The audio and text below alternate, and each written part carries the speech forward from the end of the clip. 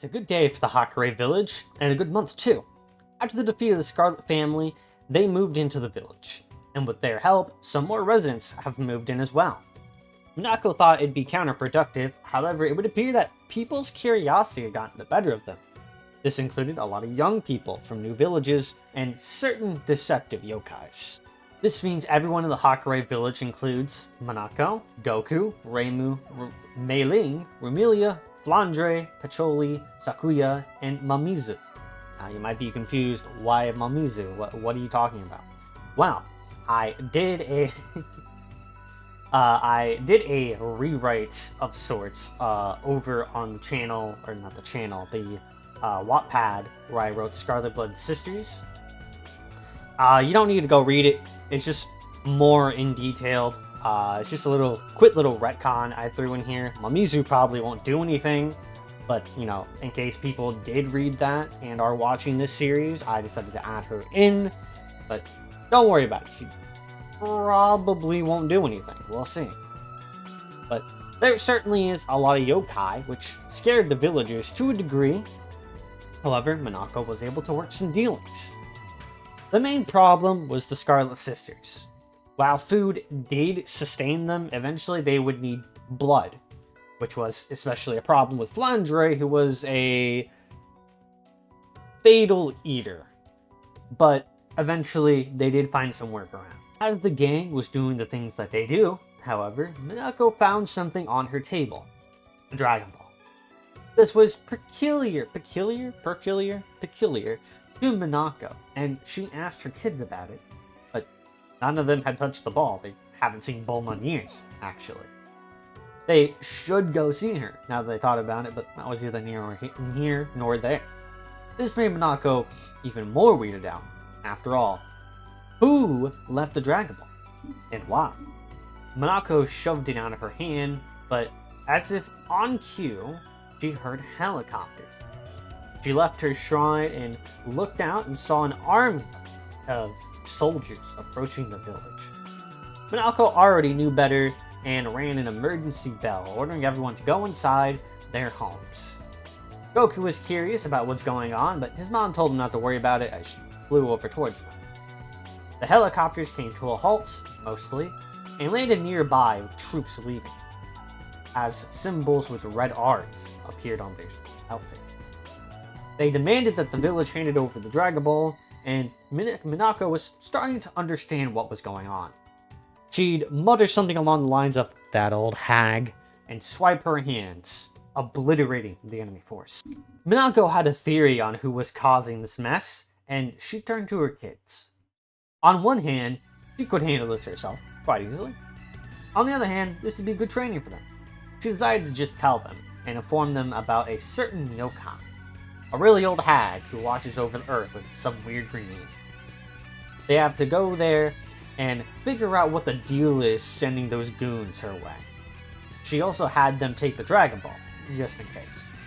Thus, Goku and Reimu fly off on the Flying Nimbus towards Kami's lookout.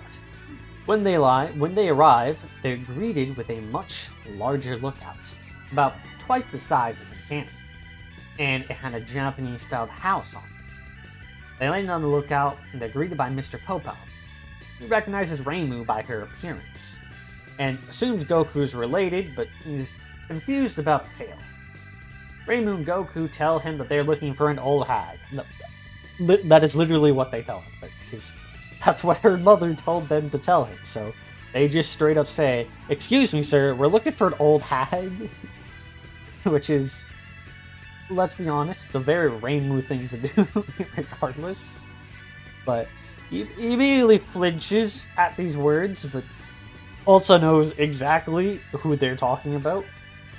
Because, again, he recognizes Reimu from the way she looks in comparison to her mother. As they're talking, however, Kami makes his way outside. He can tell that one of them has a Dragon Ball, and immediately has an idea of what's going on. Instead of bothering the other residents at the lookout, they decide that they should just tell them what he knows. A dangerous group called the Red Army. However, he assures them, they have nothing to worry about. Goku and Reimu jump down the lookout, and on their way are intercepted by more goons. This would mean there's a Dragon Ball there at the bottom of the lookouts. They take it from the village, nicely of course, and make their way to West City to find Bulma after taking care of the Red Ribbon Army. Both of them are amazed at what they see, as they've never been to the city before, but eventually they find their way to Bulma. With Dragon Radar in hand, they leave after a night's rest. The story basically goes as per normal here, only much easier. General Blue, for example, isn't a match for them at all, and they just kind of zoom through the story. The only thing that really changes is the Mercenary Tao stuff, which we'll go over.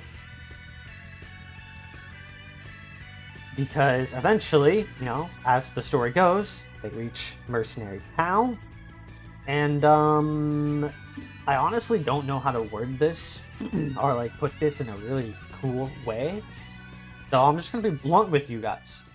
General Tao gets his ass handed to him. I mean, honestly, Goku and Reimu are so much stronger here. It's not even funny. Currently, their power levels are both at 220. Tao is getting cooked. Same for the rest of the base. In fact, when they go to leave, Reimu suggests that they level the base to make sure there's nothing left. And because she's just built that way. So, they fly up into the air and use Kamehamehas, and the base is completely obliterated. Alright? There is nothing left standing. No one in this base survived. Alright? So I better go take a look. I gotta go do some research to figure out where Jiro was when Goku came to the Red Ribbon Army base, because if Jiro was here in this base, he's dead. We're not getting an Android Saga, so I better do some research, huh? You guys, how about this? You tell me down below if Jiro was in this base. Tell me if there's an Android Saga.